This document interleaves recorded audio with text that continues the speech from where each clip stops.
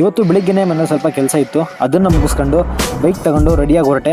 ಯಾಕಂದ್ರೆ ಲಾ ಕಾಲೇಜಿಗೆ ಜಾಯ್ನ್ ಆಗಿ 1 ಮಂತ್ ಆಗಿತ್ತು. ಸೊ ಈ ಒಂದು ವಿಡಿಯೋ ತುಂಬಾ ಚೆನ್ನಾಗಿ ಹೊರತು. ತುಂಬಾ ಜನ ಲಾ ಸ್ಟೂಡೆಂಟ್ಸ್ ಕೂಡ ಮೆಸೇಜ್ ನ ಮಾಡಿದ್ರು, ಯಾಕಂದ್ರೆ ನಾನು ಅಪ್ಲೋಡ್ ಮಾಡಿರೋ ಅಷ್ಟೊಂದು ವಿಡಿಯೋದಲ್ಲಿ ಇದಕ್ಕೆ ಒಳ್ಳೆ ರೆಸ್ಪಾನ್ಸ್ ಬಂದಿರೋದು. ಅವರಿಗೊಂದು ಥ್ಯಾಂಕ್ಸ್. TC ಅಪ್ಲಿಕೇಶನ್ ಆಗಿ 1 ವೀಕ್ ಆಗಿದ್ರಿಂದ ಅದನ್ನ ತರೋಣ ಅಂತ ಹೊರಟೆ. TC ನ ಎಲ್ಲ ಚೆಕ್ ಮಾಡಿ ಕ್ಯಾರೆಕ್ಟರ್ ಸರ್ಟಿಫಿಕೇಟ್ ಕೂಡ ತಗೊಂಡೆ. ಅದರಲ್ಲಿ ನಾವೇನೋ ಒಳ್ಳೆ ಕೆಲಸ ಮಾಡಿದೀವಿ ಅಂತ ಈ ಒಂದು ಟೈಟಲ್ ನ ಕೊಟ್ಟಿದ್ದಾರೆ. ಆಮೇಲೆ ಸಿಗ್ನೇಚರ್ ನ ಹಾಕಿ ಡಾಕ್ಯುಮೆಂಟ್ ನ ತಗೊಂಡು ಇಂತೂ ಡಿಗ್ರಿ ಮುಗಿಸಿ ಒಂದ್ ಸಲಾಮ್ ಹೊಡೆದ್ ಬಂದೆ.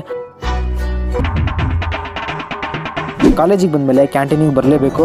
ಒಂದು ಜ್ಯೂಸ್ನ ತಗೊಂಡು ಅದನ್ನ ಕುಡಿದು ಬೈಕ್ ತಗೊಂಡು ಹೊರಟೆ. 10 hours later. Morning Shivamogga railway ಸ್ಟೇಷನ್ಗೆ ನಾನು ಮತ್ತೆ ನನ್ನ ಫ್ಯಾಮಿಲಿ ಈ ಚಳಿಲಿ ಬರೋಂಗಾಯ್ತು. ಇಲ್ಲ ಅಂದ್ರೆ ಟ್ರೈನ್ ಕೂಡ ಮಿಸ್ ಆಗ್ತಾ ಇತ್ತು.